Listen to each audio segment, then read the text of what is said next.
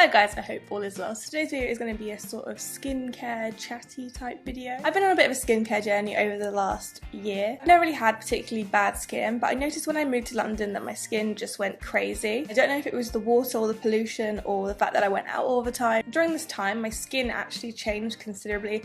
It went from being very oily to being very dry, and now it's kind of settled somewhere like in the neutral zone between the two. So in this video I'm going to be showing you some of my skincare tips along with some of the products that I use and why I use them. Yeah, let's get straight into the video. So first things first, skincare routine. I've always been an advocate of a very minimal, simple skincare routine. I personally don't believe piling on the products is the way to go. I watch a hell of a lot of skincare routines on YouTube and I feel like some people just use so many products on their skin. I've done that crazy intense skincare routine and that's just never really worked for me. All it did was put too much products on my face and I could never work out which product was the one that was actually breaking me out. Before cleansing, I always remove my makeup. I think this way I don't end up with eye makeup or smeared all over my face.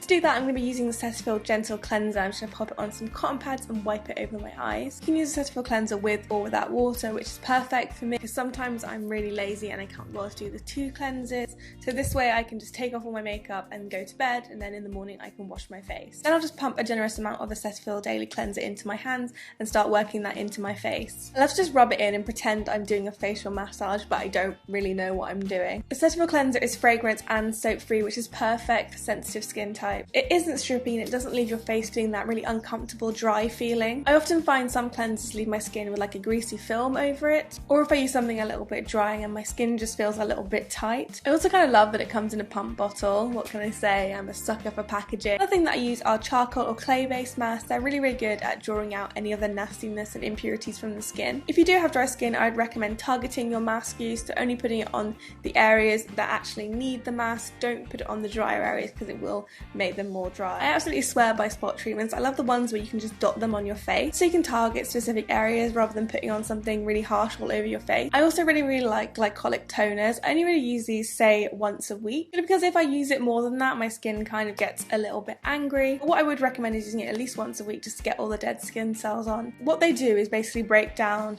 the lipids between the skin and it really helps with cell turnover and in turn makes your skin look healthier and fresher. So obviously I always use a moisturiser. I personally like to keep my moisturiser on my bedside table. I don't know why I never put it on along with the rest of my skincare routine, but I always tend to put it next to my bed so I don't forget to do it. Cetaphil moisturising lotion is very light but intensely moisturising. My friend who is on Accutane absolutely swears by this and I can vouch for it too. I have combination skin but I just pop one pump on my hands and rub it in and it's just love. Another thing that I couldn't live without and that is SPF. I absolutely swear by wearing SPF. I was always like, what's the point in using SPF because there's SPF in my foundation? But I do think that using a separate SPF is much better for your skin. A little tip that I picked up recently is to apply it with a damp beauty sponge. That way it goes on really evenly and it takes away some of the slick, greasy, kind of uncomfortable feeling that you get with applying sunscreen. Sunscreen is really important and I think we often forget like how important it actually is. You should always use a broad spectrum SPF. I would definitely recommend using something over 30, especially on your face. So important to wear sunscreen. Sun exposure can cause premature aging of the skin. Also, prolonged exposure to the sun can cause skin cancer. Skin cancer is actually preventable and I think you should be very conscious of that. Some other skincare tips that I'd recommend. I would recommend drinking a lot of water. I drink a lot of water anyway. Like I have this really cool Brita filter in my fridge, so it means I have constant cold filtered water on tap. If you're one of those crazy people that don't like water, like how can you not like water?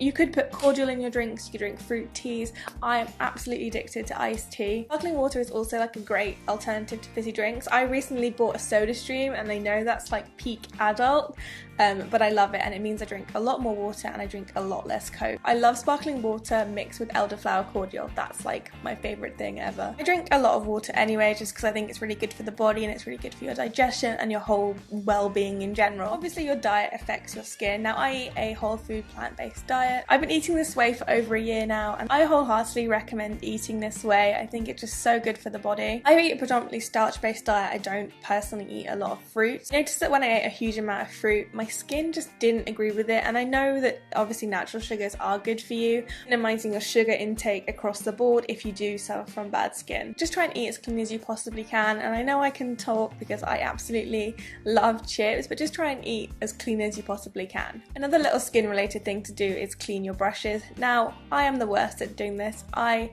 really hate cleaning my brushes. There's 101 things I would rather do than clean my makeup brushes. Although I have recently been making a more conscious effort to actually clean my brushes properly, because it does make a huge difference. And it really doesn't take as long as I like to think it does. I think I just kind of drummed into my head that it takes ages, but it really doesn't. Especially if you don't leave it until you have like 100 brushes to do. It's easier to do as you go along rather than leaving them till you actually have no brushes left. By cleaning your brushes, it means you're not spreading bacteria from your makeup to your face to all the way around your body, and clean brushes really do help with makeup application, so yeah, keep those brushes clean. As I was saying, there is no one routine fits all kind of guide to skincare. My biggest skincare tip though is just to embrace the skin that you do have. Nobody wakes up 100% flawless every single morning.